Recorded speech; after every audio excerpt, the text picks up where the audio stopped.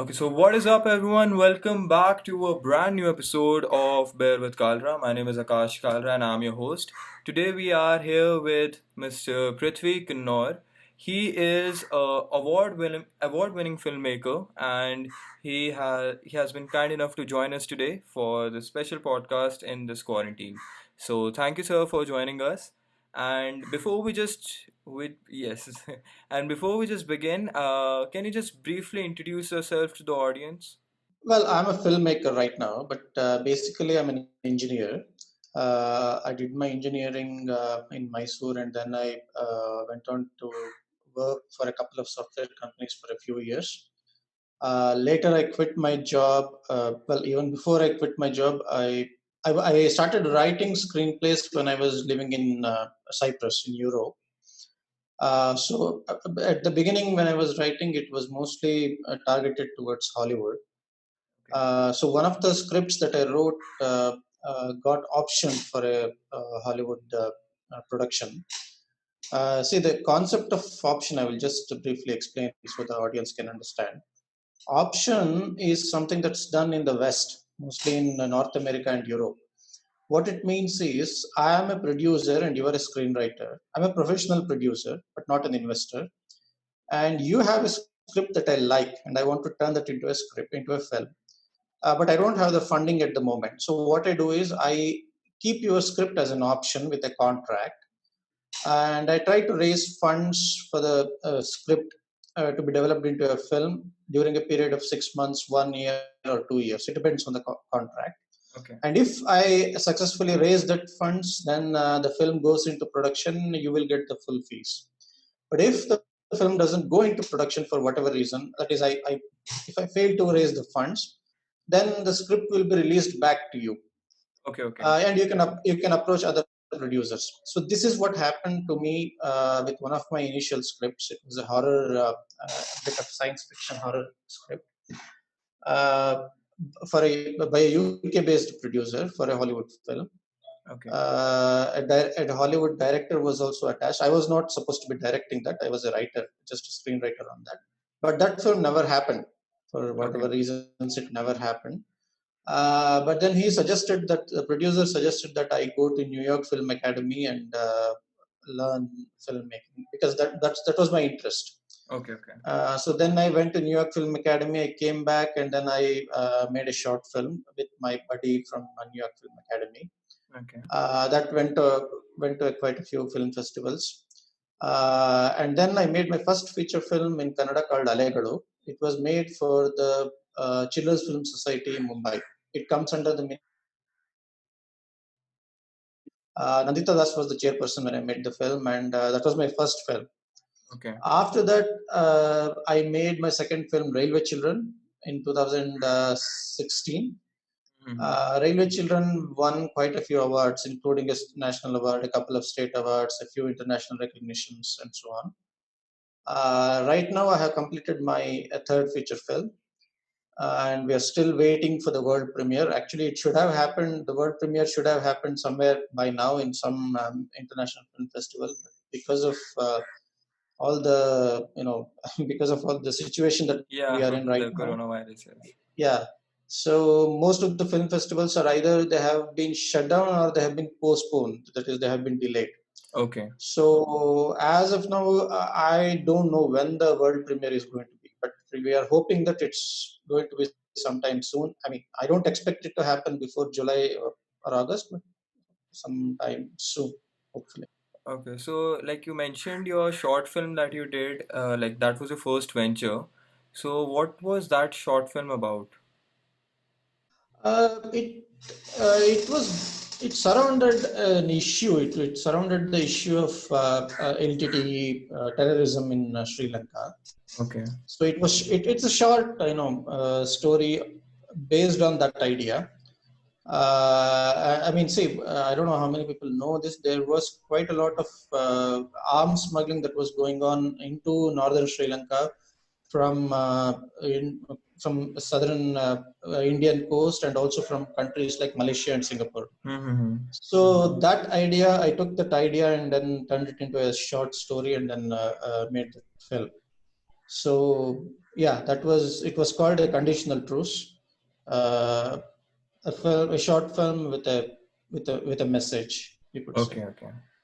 So, I just want to ask you, like, as an engineer, you get a, like, I would assume that you would have been in a very stable position. Like, engineering is one of those degrees where, like, myself, I have done that. So, like, there are plenty of opportunities to succeed in that. So, what was the triggering point for you in your life which urged you to abandon that field forever and get into the territory of screenwriting and filmmaking? Well, I actually wanted to become a filmmaker from a very young age, from the age of, I would say, 6 7 years. I mean, Oh, I wanted okay. to become a filmmaker. But then, how it happens in most families, I went into Mm-hmm. do my engineering and then got into a job. But then comes a time where you have to make a decision whether to, you know, take the plunge or then just gather some courage, grow a grow a spine, and then just take the plunge or just continue with your job. Hmm. So to me, that see again, I started, like I said, I started writing. I was in Cyprus. I was working for a company called Amdocs. Okay. I had my doubts whether I could Mm-hmm. do it or not. But then when I got my first screenplay option for a Hollywood film, Mm-hmm. I realized that okay, I have what it takes to be a writer or a filmmaker. And then it was still a difficult decision, but then I said, okay, this if not now, then it's not going to happen ever. So I quit my job and then I'm here. So that optioning of your script was the turning point where you realized Yes, that, okay, I yeah, can yeah. do this. So, Mhm. while you were working in a job, how did you find time to write? Like, did you used to write every day, or did you take time off your office and? Well, in the beginning, I would spend some time in the evenings and then write. Mm-hmm. When I first started writing when I was in Cyprus. But then luckily, I had a break of 1.5 months when there was no project going on. So I was kind of free. So that time I just sat and wrote this script, which I think was third or fourth script that I wrote, which again got option. So that's how I used to write back then. Um, I mean, yeah. See, it depends. The time that you take that you require to write a script depends on the nature of the script. The one that got optioned, I wrote it in a I think in like less than 5 6 days. I Okay. spent days, I day and night I was writing because I was free. Luckily, I was free, and so I was able to write it day and night. Okay. Okay. Okay. Uh, yeah, so that's how that script came into being. Okay, okay. So, like, I just want to walk through the process of screenwriting per se. So, uh, the first thing that you have is an idea, right? And then you need to execute it, then you need to write everything. So, is it very absolutely necessary for any writer who's out there to learn the craft of writing, or should he just start off from anywhere and see where he goes? See, the craft of writing, it's not necessary that you have to learn it. Mm-hmm. Some people, they just have it in them. They just, it's an inborn talent. They have the craft also. Mm-hmm. If that is the case, then you don't have to. But if you don't, then it is absolutely necessary to learn the craft. Say, I know for a fact that Satyajit Ray didn't go to any film school or didn't learn as as my understanding goes, he didn't learn filmmaking anywhere, or even screenwriting for that matter. So some people do have it in them. They don't even learn the craft; they just have it in them. But otherwise, it is important to learn the craft, because you see, with instincts, with your with your gut feeling, you can write, you can come up with one two three good scripts. But to sustain that quality of writing, then you have to have a good control over the craft. Without that, you may succeed once, twice, thrice, but eventually you may fail, unless you have it in you, by by uh, by birth. If that is, yeah, but otherwise it's likely that you're going to fail. So So, yeah, would you consider yourself in the former category or the latter category? I would consider myself in the latter category. I learned my craft. I did a Okay, lot okay. of reading. I spent a lot of time reading about screenwriting. About I didn't have a book about and I learned screenwriting on my own because when I was working as a software engineer, started writing, and that's when I got it option. Yes, when I went to New York Film Academy, I learned the same thing again. But see, I went to a short term course. It was just a 8 week program. In 8 weeks you can't learn much. Okay, okay. So it So wasn't a proper degree. no, it wasn't a degree. A degree would usually take 2 years, and it's Yeah, usually very expensive. No yeah, matter yeah, whether yeah. you do it in US or India, it's very expensive. A degree program in filmmaking is expensive. So it was a short term program, but I learned the screenwriting on my own. I learned the craft, but I didn't learn it, just by reading scripts. I had to read various articles, various write-ups on screenwriting. I didn't have books, but I used a lot of written material, tutorial material, and that's how I learned the craft of screenwriting. Okay, okay. So basically, you started on your own, and then you had an official like set of 8 weeks packed course where you finished your craft. That's okay. So I would say that you are in the former because most of the things that you learned was by yourself. So, Yeah, I did learn it by myself, yes, but it's still something that I learned. I mean, I actually went through a lot of tutorial materials. There are a lot of material that are available online. I didn't buy any books. I downloaded a lot of material that are available online, and that's how I learned the craft of. so if someone like me were to start in this direction, the first step for them should be to write or to learn how to write. First step would be to read. You have Read. to read a lot. Okay. Read if you want to write a script, then you should read 50 to 100 screenplays. Okay.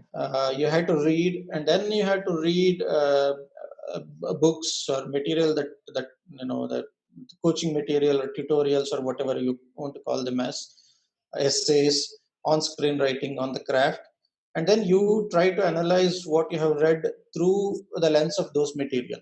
I mean, see, not necessary that every material you download from the internet is accurate or good, but you still have, when you download hundreds of material and then you read them and then you go back to the screenplay that you have read, then try to analyze them, then at one point you'll realize that okay, this is the right way to go, and then you follow that. Okay. Okay. So I did learn it. I have to say I did learn it. So See, in ultimately, yeah. no, no, continue. No, I was just saying that ultimately the art of writing is yours, but the craft is something that you can always learn. And that is something that you can always learn. Sometimes you're born with it, but otherwise you can always learn. But So art is something that you have to develop on your own. okay, okay. So, like one very curious thing that I have noticed, like the difference between a novel or and a screenplay, is that you don't necessarily need a good story, a huge story for a screenplay, and like it could also be like a screenplay can also be successful if the dialogue is very good and if the character development is so good that the story is not huge, but within a very small story, a bigger message could be conveyed. Something that cannot be done in novels, in my opinion. Is that true? Not necessarily. It's they do it in the novels also. But the thing is, when you read such novels, where you see when you see a film with a small, where you feel that the story is small, but it's good because of let's say character study or something like that. Let's say that screenplay has been adopted from a novel, then I would guess that such a novel would be very verbose, meaning there will be a lot of explanation, a lot of the focus would be more on the literary side of it rather than the story side of it. Hmm. So it's possible in which in such novels you would probably find a lot of literary allusions and things like that, but not necessarily that the story is it's taking place at a faster place, or that there is a lot of story, like you said. it's called minimal plot. In general, in writing terms, it's called mini plot. It's possible that you can have such a novel also, but I'm not a big reader of fiction, so I can't really give you an example. I read a lot of non-fiction, but I don't Okay. read a lot of fiction. But I think it's perfectly possible that you can have such a novel, but like I said, such a novel is likely to be verbose. A lot of focus would be on literature rather than on storytelling aspect of it. Okay. So, as you mentioned that you have read a lot of non-fiction, any book in particular that, if given the option to you, would you like to adapt into a screenplay and make a movie out of it? There are quite a few, but I'm not really considering adapting them into a screenplay right now at the moment. But there are quite a few. For example, there is a book by P. Sainath. I can't remember the name of the book. I think it's called "Everybody Likes a Good Rot" or something. It's a non-fiction. It's a collection of his experience, uh, you know, uh, through his journalistic experience across India in where uh, poverty is involved. There are quite a lot of stories that can be turned into films. Uh, there is another book. I mean, you can't straight away adopt those. It's not easy to adopt those books straight away into films because they're usually experiences, what they have seen. There is another book called Cowboys of Raw. It's by, I can't remember the name of the writer. He's a very well-known security expert, but I can't remember his name. And my own film, Railway Children, was based on experiences of an NGO called Sati, and Okay. also a book called Rescuing Railway Children. It was also a collection of case studies. Okay. There are quite a few, and I am actually working on something like that. And also, see, when I say non-fiction, it's not necessarily books. Okay. I read a lot of other things, like for example, right now I'm reading something. Right now, in the sense, not in these days, but I am reading something, a set of documents that have been undisclosed by the CIA, like some 7 8 years ago. That has some really good insights into the geopolitics of the South Asia during Indira Gandhi's time. So that is something that I am actually reading, and I'm actually looking forward to write a screenplay on that. Not at the moment, but sometime in the future, not near future, but 5 10 years down the line, I would like to adopt that also. Oh, So okay. there are quite a lot of work, but and again, like I said, when I say non-fiction, it doesn't necessarily mean a book. It can be a lot of other things. So what I'm hearing is that you like to write stuff which is grounded in reality. Like even with your movie Railway Children, first of all, I would like to tell the anyone who's listening how we know each other. Prithvi sir was conducting a workshop, a writing workshop, a whole day screenwriting workshop, and I was part of that workshop. And during the period of that workshop, he told us the technicalities of screenwriting and what are the three acts of a screenplay, what are the plot devices that we can use, how can we develop characters and everything. And it was a very well detailed and very well structured workshop. A part of that workshop also constituted us, the people who were in the workshop, watching his movie Railway Children, in which he clearly demonstrated where was the incident point, where was the first act ending, how was the second act starting, and all of that. So, continuing on that, like when I was watching Railway Children, it was very rooted in the reality and the brunt reality in which people live in. So, and you being a fan of non-fiction rather than fiction, it seems like your work is more inclined towards showing the brutal reality that often people don't see. So, is there any accuracy to that? But you see, it's not necessary that that's the only kind of films that I want to make. Okay. I mean, this is about me. Speaking about me, that is, yes. I mean, I have a lot of stories even in the future that I will be making that are going to be rooted in realism. For even my current film, Pinki Ali or Very Pinky, is also rooted in realism. But that's not the only kind of films that I want to make. I have plans for other types of films also, including commercial films. Uh, but yeah, I mean, see, I think I distinguish when I make films. I distinguish. I mean, see, so far I have not made a commercial film, to be frank. But Okay. the first screenplay that was optioned was a out and out commercial film. It was a horror film, to put it bluntly. Okay. Okay. There was nothing realistic about that. It was a science fiction supernatural horror film. So it's not that I shouldn't make. I mean, it's not that I don't want to make films that are more mainstream and commercial. I want to, but just that at the moment I'm focusing on such films, and probably in the future I will make mainstream films also. Who knows? So, like once you have written a screenplay, right? I have an idea. I've learned my craft. I've written the screenplay. It's done. It's complete. I don't have any connections in the industry. I don't know anyone. I'm just writing it on my own in my room, and I finished it. What do I do with it now? Where do I take that screenplay? Who do I talk to? How do I get forward? That is a challenge for everybody, and uh, how you go about turning your screenplay into a film depends on your abilities and your reach and your approach. See, if you are the kind of person who can actually talk to someone, convince someone, and make him get involved, then that's the way to go.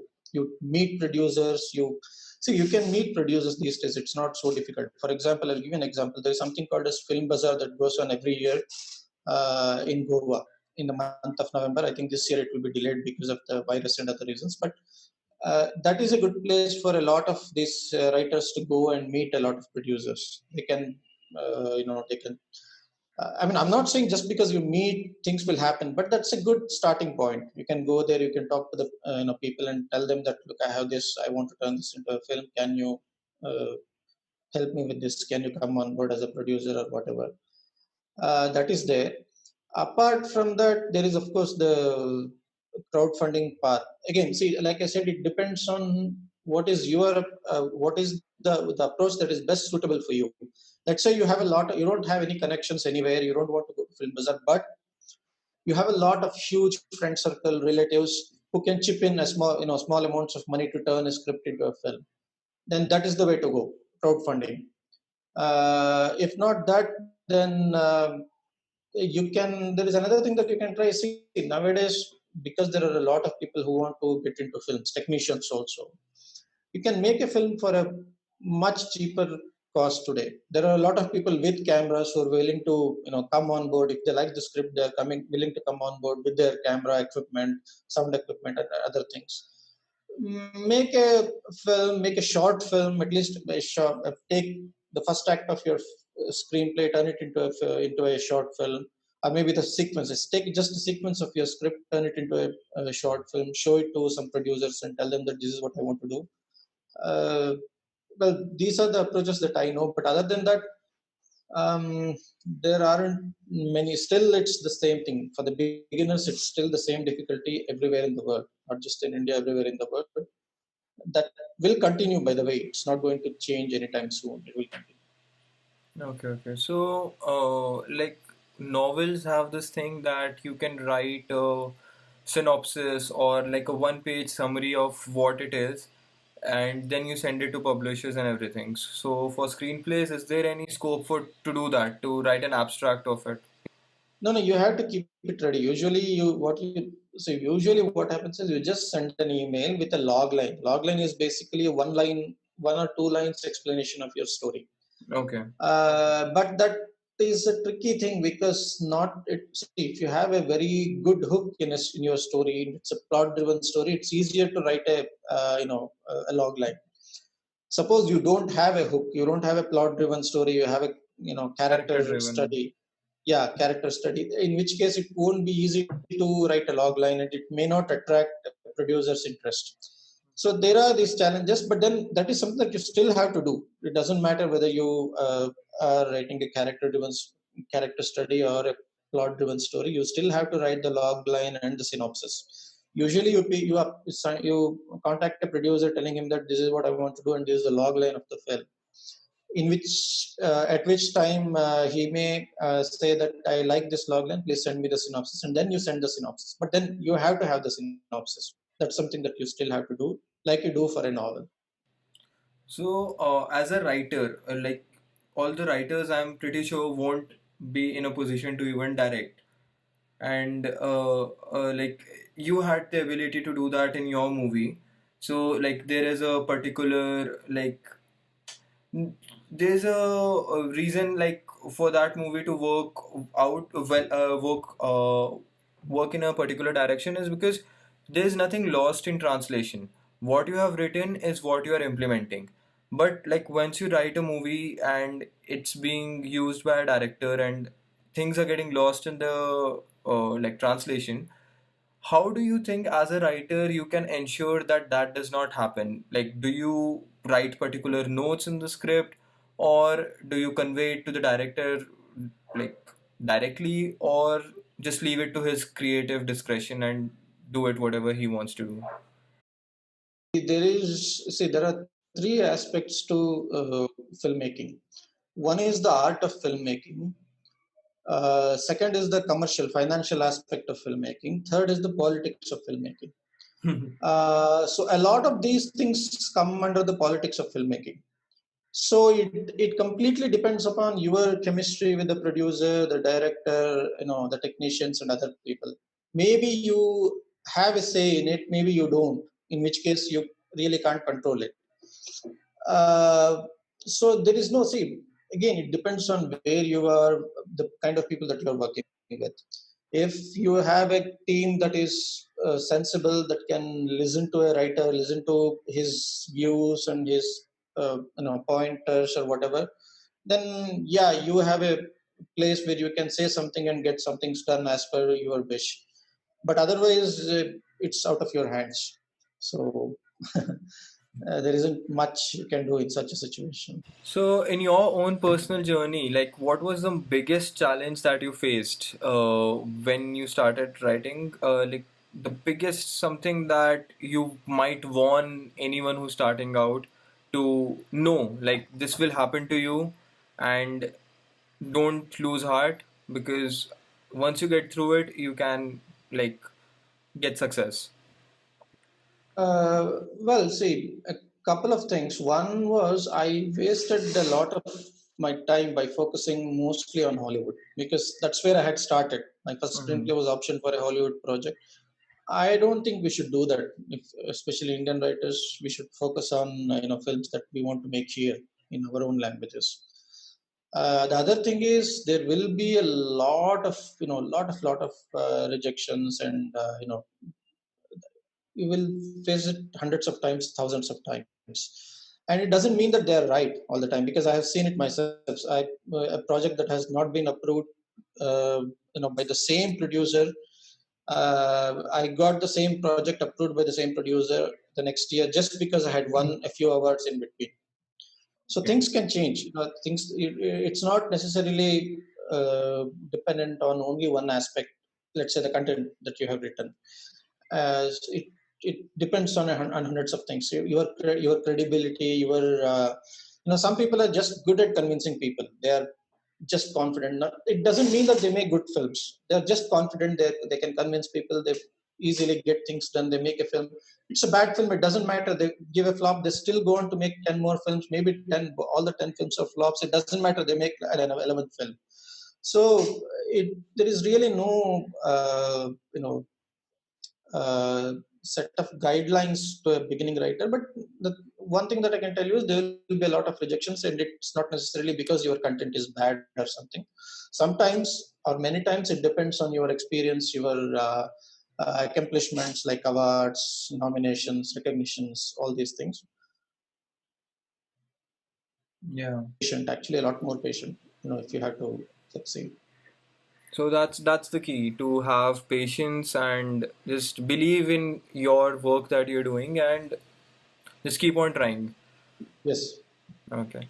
No, because like there was this example of this filmmaker, I forgot his name, but he made this very incredible movie called Fruitvale Station, and then he went on to make Creed with Sylvester Stallone. So, and Michael B. Jordan. So that guy was like 26 years old or something, and he went to Sylvester Stallone on his own, and he said that I want to make a movie with you, which is basically continuing the story of Rocky. Like you had finished the whole six movie series, and now I want to reintroduce the character. And Michael B. Jordan, like not Michael B. Jordan, but there will be another character who will be the son of Apollo Creed, who was the former friend of Rocky. And he was laughed out of the room because he had not done anything, and he had the script ready at that point of time as well. But then he went on to make an extremely famous award winning movie which highlighted the Black Lives Matter protest and the death of one black person who was killed in police brutality. And it was a very well made movie and everything. And after that, he was like Sylvester Stallone called him up and said, "Okay, now we can work on this." And then Creed went on to become one of the best boxing movies of all time, followed by the like franchise and everything. So like it's a similar story as you told. Like if you know that you're good at it, just keep doing it. Yeah, yeah, exactly. That happens to a lot of them. I have experienced that myself. Quite a few times actually. Like one of the producers here in Bangalore that I had approached, he he didn't really, he wasn't keen on looking at the content, and then he said no. That was, I think, a long time ago, in 2010 or 9.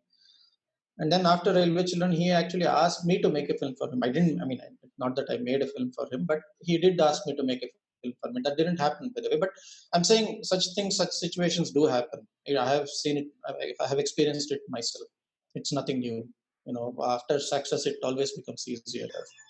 So like in your movie Railway Children, like if you watch that movie, it's basically as well produced as a, I would say, a Bollywood movie, because you don't, there's nothing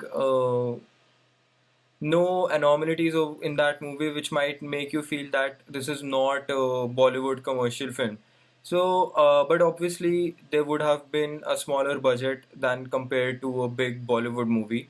So, how did you manage to get all these people who are extras, people who are like, having small roles but doing it so well? Like, did you finance all of that from your own? Was it crowdfunded, or did you just ask for people to collaborate on this as a project? So that was partially crowdfunded. I would say a very small percentage of it was crowdfunded. But later on, we got a couple of producers to come on board and finance the film.